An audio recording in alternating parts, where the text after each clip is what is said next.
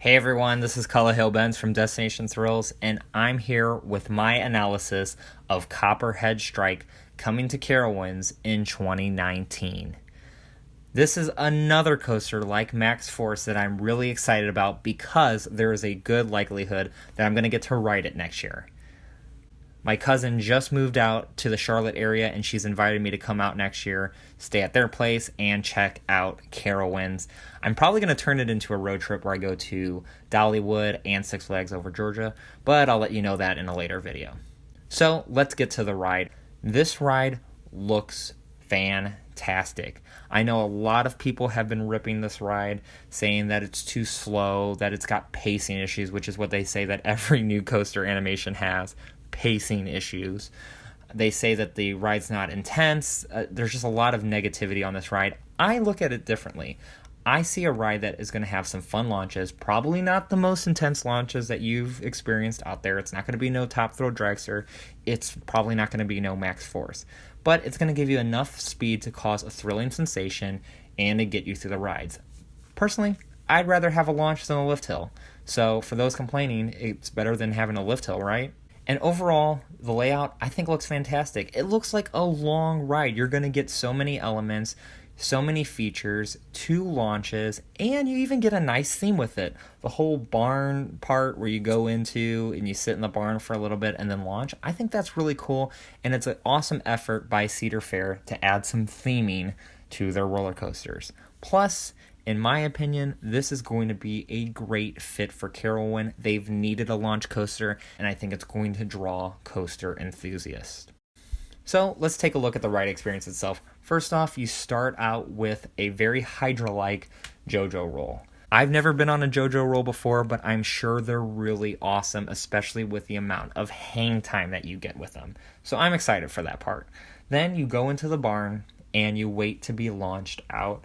Again, the theming in the barn looks really cool. I'm really excited for that. And then you get launched out. Not a fast launch, but a good enough launch. And you go into this big loop. And if you haven't experienced a Mack launch loop before, they're pretty special. They have this slowness to them, and it really provides some hang time.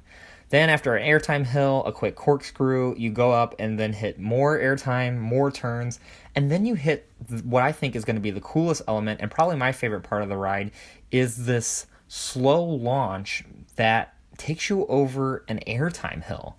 I've never seen anything done like this before, so I'm really excited to see what that feels like. I'm trying not to hype it too much because I can see me going on and be like, oh, that was forceless, but it looks really cool, and I'm pretty excited for it. Then you go into this weird RMC-like double up into the inversion, and the inversion reminds me of Mr. Freeze at Six Flags St. Louis and Six Flags Over Texas. That top hat, that inverted top hat that you go through that gives you some incredible hang time.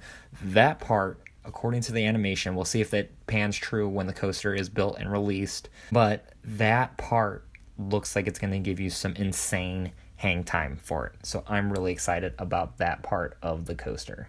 After going through that element, then you whip around some turns, you go into another big loop, and then again, those loops give such good hang time. And then you're going to hit a twisted hill, some twisted airtime moments. It's going to then take you through this really quick, rapid section. I'm really hoping that this section has some really good transitions and that the speed is kept throughout. If the speed dies off at the end, it probably will be a boring ending. But if it gets its speed throughout, that ending is going to be fantastic and probably going to be my favorite part of the coaster.